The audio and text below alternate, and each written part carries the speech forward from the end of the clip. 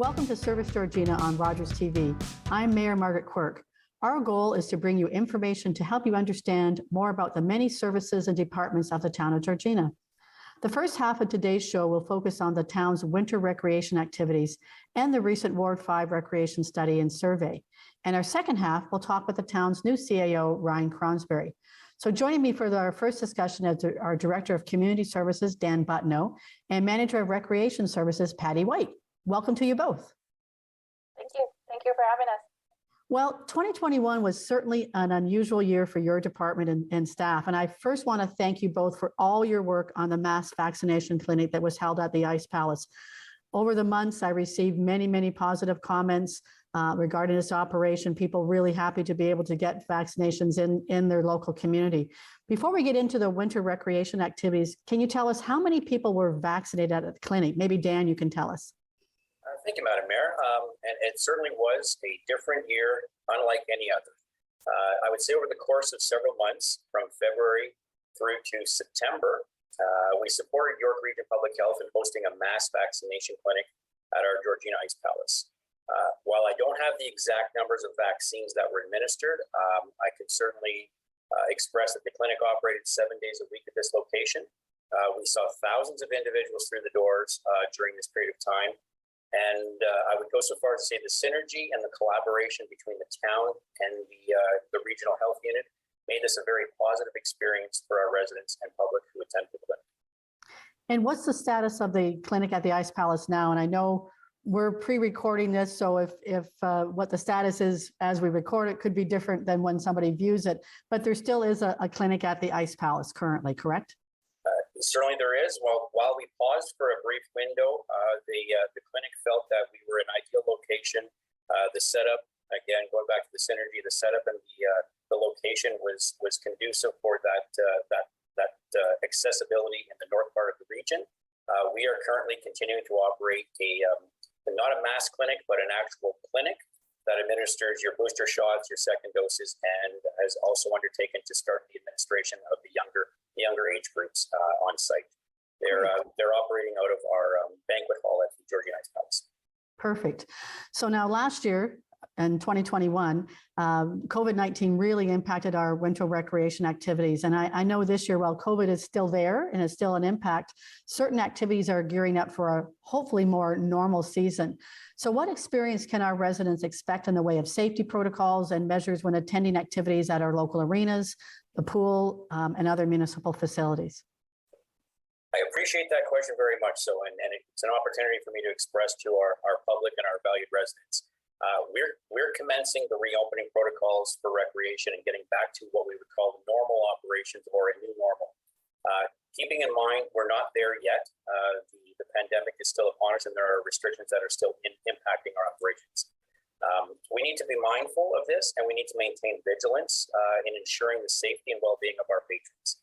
So my high-level expression to our residents would be when you're attending our facilities, we ask that our residents and our guests anticipate that there's a quick screening process that's going to take place as you enter the facility. This is for proof of vaccination. We are still enforcing and still trying to encourage the face mask wearing. That is a necessity within our facilities, as well as physical distancing to be maintained while you're there, either enjoying a sport or activity or as a spectator. Okay, so now Patty, the Rock is set to open this year, and I know so many people are excited about that. What are the protocols that will be in place there? So yes, as you mentioned, we are set to open. So our tentative season usually is from December to March. So we definitely can't wait to see everyone this year at the Rock. And as you mentioned, the town is very committed to ensuring a safe environment for our community, our guests, and our staff during their visit at the Rock. So with the COVID protocols, we worked closely to ensure that there's a safety plan in place. So we consulted with York Region Public Health, and of course, we're following the provincial guidelines. So mask and face covering will be required for our guests to wear. So outdoors, it's basically, we recommend it all the time, a mask be worn. However, outdoors, as long as you're physically distanced, you could remove your mask. However, in conjugated areas such as lift lines, anywhere people conjugate outdoors that can't maintain that physical distancing, masks will be required. So in the queues for the customer's ticket office, in our snow school lessons, masks will be asked to be worn at all times. In the chalet, we do have our cafeteria that's going to be open. Washrooms are available. Anybody who enters our indoor facility at the chalet must wear a mask or a face covering. We have set up an in-dining area within the chalet, and that follows the provincial guidelines. So anywhere that there's where you're sitting down to eat, that will require anybody 12 years older plus must show proof of vaccination and proof of ID to enter the dine-in area within the chalet. And then at that time, when you're sitting in a seated position, then you can remove your mask to enjoy your meal and your drinks.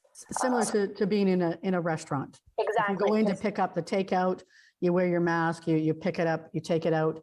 If you're sitting down, then you have to show the proof of the vaccination. So there will be checkpoints that you have to walk through to do that, but anywhere indoors, masks are mandatory. We also are looking for all of our guests to report to the outdoor ticket kiosks upon their entry onto the property.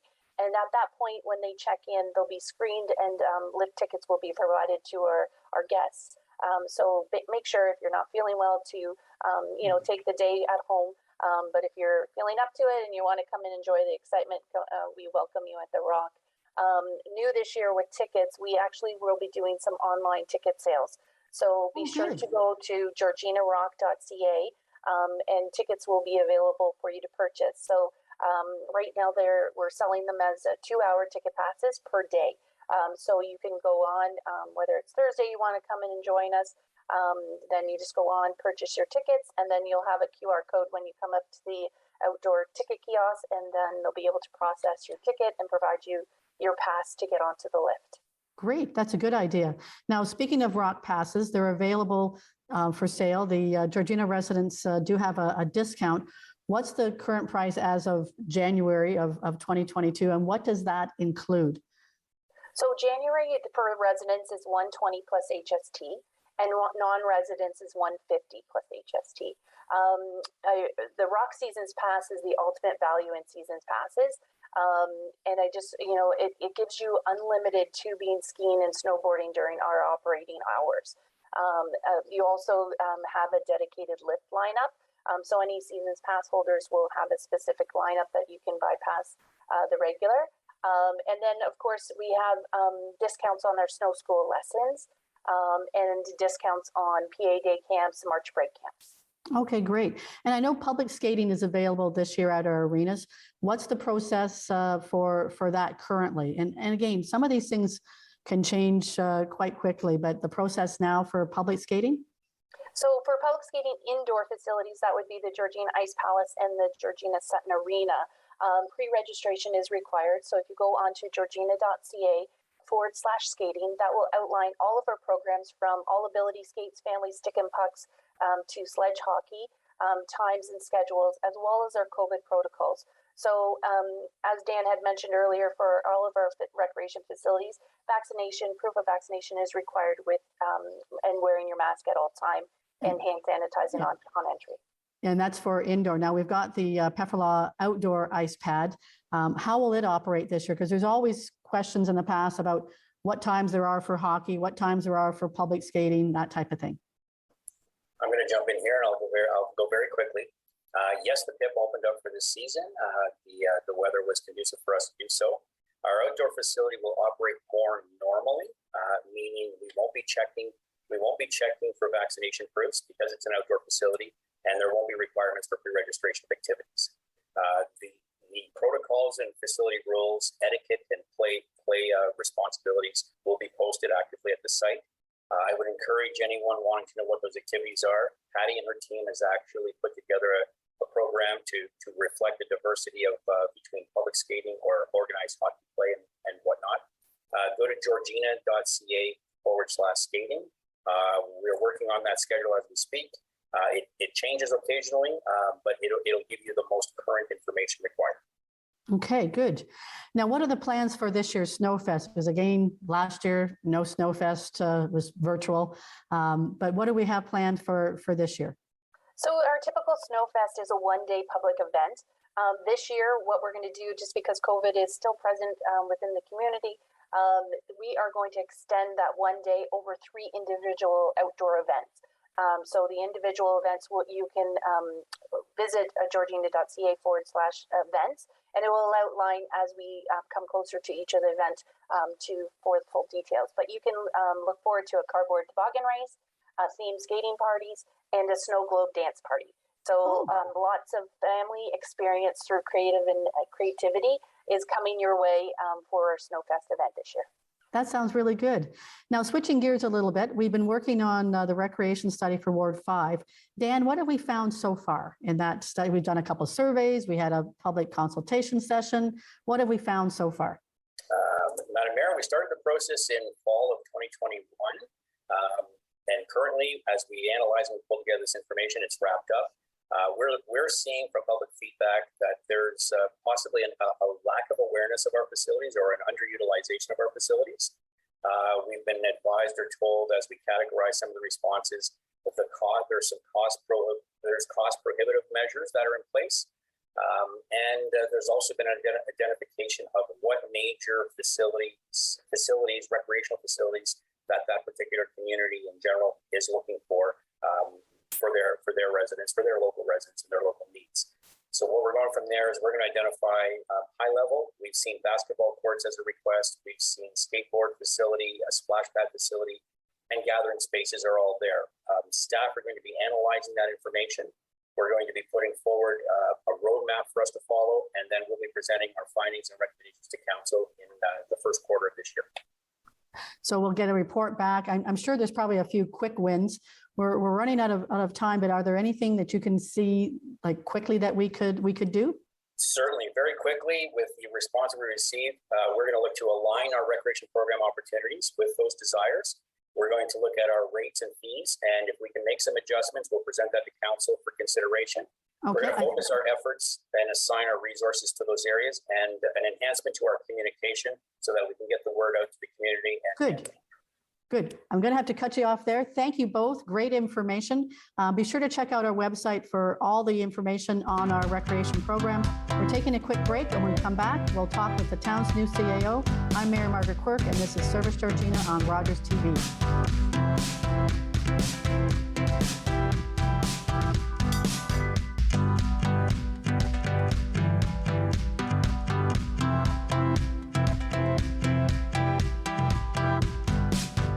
Welcome back to Service Georgina on Rogers TV Georgina. Joining me now is Ryan Cronsberry, the town's new CAO. So welcome, Ryan. Thank you, Mayor Quirk. It's a pleasure being here today. Well, last year, November 29th marked your first day as the CAO for the town of Georgina, but it certainly wasn't your first day working at the town of Georgina. Can you tell us, where did you start with the town and what your career path was to lead up to this position?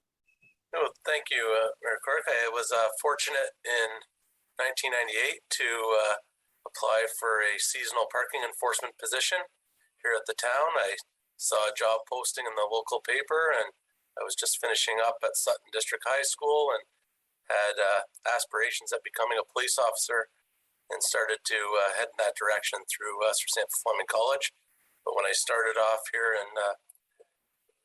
as a parking control officer, I kept working here as I went through my schooling and continued my education, and in 2000, I became a permanent parking enforcement officer, and from there I went on to in 2004 becoming a permanent bylaw enforcement officer. So I got to enforce some of the other rules and learn a little bit more about the municipality and different departments. And in 2012, I was considered and appointed as the manager of municipal law enforcement. And part of a restructure there, which saw animal services coming over into the municipal law area.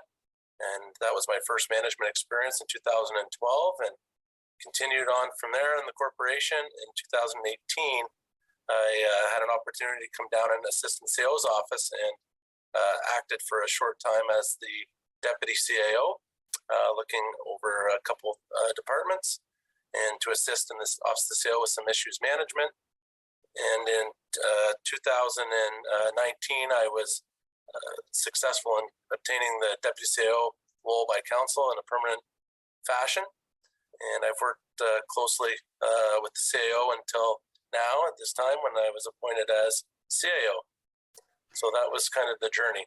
Yeah, and it's interesting when somebody works their way up through a corporation, the networks you learn, the crossovers of departments, and just knowing the community. I mean, as a bylaw officer, you certainly know that side of it, and being from the community certainly helps in that regard, and working your way up through as through the management side of things. Can you tell people just what is the role of the CAO? I mean, that's the Chief Administrative Officer. What does the CAO, what duties do they have within the town structure? Yeah, so the CAO is the only position that reports directly to the mayor and council. My responsibilities are to oversee the administration and operation of the organization. So any policies put in place, we enact those policies and ensure that they're delivered. And as a CAO, we give mayor and council the best advice possible with respect to policy and direction to implement and make their decisions to affect policy and mitigate risk. And it's the, as I said, the highest position in the organization, but we work with the directors as well to make sure that everything is put in place that council sets forth as far as rules and policy. So you have a management team that you work with quite closely on each of the various departments. Yes, I work closely with the 6 departments. We have a director of each area that oversees those departments, and there's divisions built within that scope. So we have our community services department, we have operations and infrastructure, we have development engineering, we have our human resources department, and we have infrastructure and operations. That's right. So and the libraries too. I mean, the libraries do function sort of separately, but they are part of that management team. That's right. The library has their own board of directors, but we do work in line with them. And fire services. We can't forget fire service. I'm going to come back to that in a minute. Can you give us an update on the town status of operation? We still have the pandemic that we're working through. Some facilities, we've reopened. We've have some facilities still closed to the public. Maybe give us just an overview of where we are now and where you see things, moving forward into 2022. Yeah, so the town never fully closed down. We did have a short period early in the pandemic where we had to vacate the Civic Center, but we kept services running. We're very fortunate to have our business continuity plan in place, which allowed us to quickly adapt to the pandemic without any foresight of this occurring, of course, but it did put us in a great position to be able to react. And immediately we looked at all our services and what we do, what we need to how do we need to deliver and maintain them? So as it stands now, we're offering many services through technology. We're really going to embrace technology and move forward in that direction. We have a hybrid model where staff are working at home and in the workplace as both to limit the amount of people within our building, but keep delivering services. And we are looking at ways to embrace technology as a way forward, not unlike the other municipalities in York Region, especially where we're all trying to stay up with the momentum and get more engagement in the community. So as far as staff-wise goes, it is flexible as far as where their office is and where they're working. And we're putting policies and procedures in place to ensure and further adapt those environments for respect to professional development of our staff and how to service standards and following up with the public to ensure their needs are met as well as our responsibilities. Because I know when we first the pandemic started there in March of 2020, and it's like we did have the business recovery plan, as you said, which was really good. We also had the emergency operations center. I know you were very, very involved with that. What were the biggest challenges that you found through the EOC and the pandemic? And as you said, keeping the business of the town operating. I mean, I think there was a short duration where we didn't have a council meeting. Then we got right into the virtual meeting. So, what did you see as the biggest challenges for the EOC? I think the biggest challenge for the EOC was staying up with the changes. There was changes coming Every day. and every day, and it was sometimes multiple times in the day. You would hear something in the morning, and then we would be getting different information in the afternoon. Also, just maintaining confidence and being strong, I think, was important with decision making.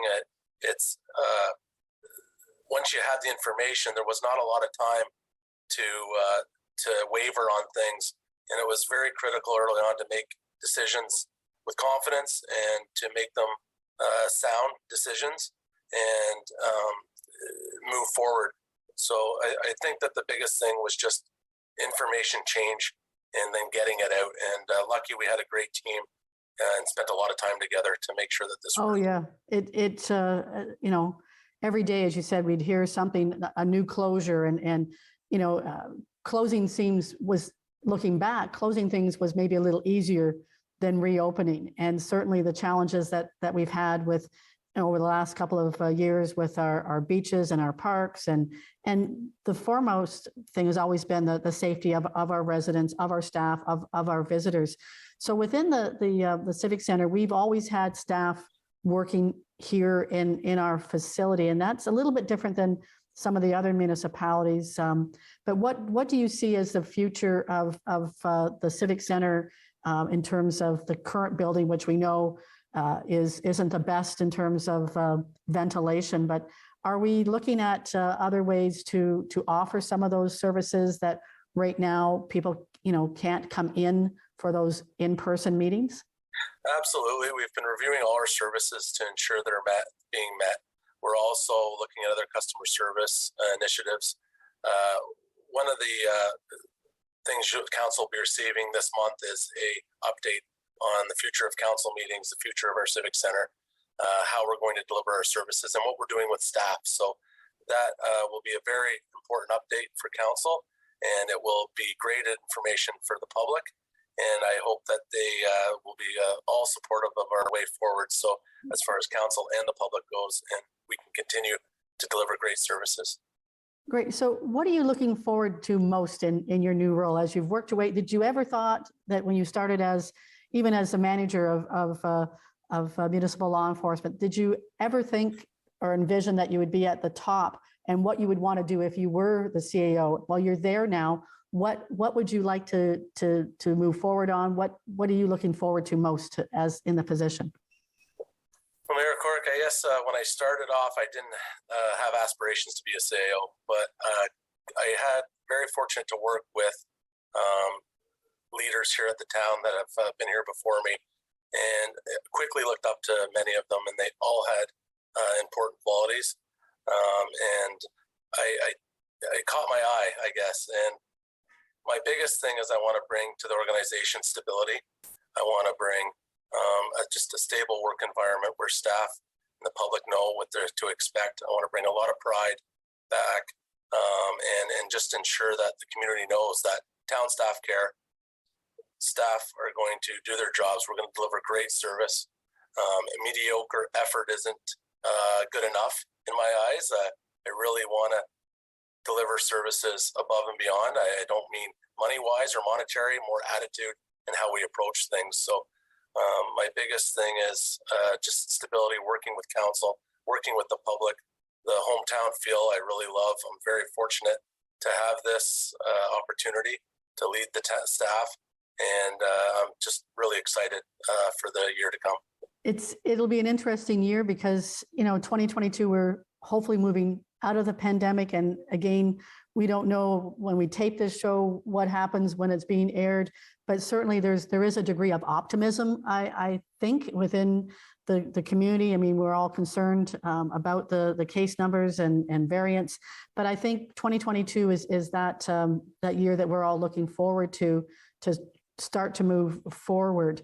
Are there anything in particular that you're going to focus in on, the customer service side of things? Is that sort of your focus, or what is your I've been working with the senior management team to just, we have a number of ongoing capital projects and issues that need resolved or brought to conclusion. Just timing and pandemic impacted them. I really want to start off moving them forward in the new year rapidly. We all know that there's some projects along Lake Drive jurisdiction matter. There's our MRF being built. There's a few matters that need to move forward as time permits. There's maybe limitations on which work we can do with some of those, but I would just like to bring awareness and bring that through and follow through on some work that other people put in place prior to my time, as well as improve customer service and just culture and work environment. Yeah, and I think you've got a good team beneath you, and I know you work well with them. So I know I'm looking forward to, as mayor, working with you during 2022. And that's all the time we have for this show. Ryan, I really want to thank you for joining me. Thanks to everybody for watching. I'm Mayor Margaret Quirk, and this has been Service Georgina on Rogers TV. See you next time.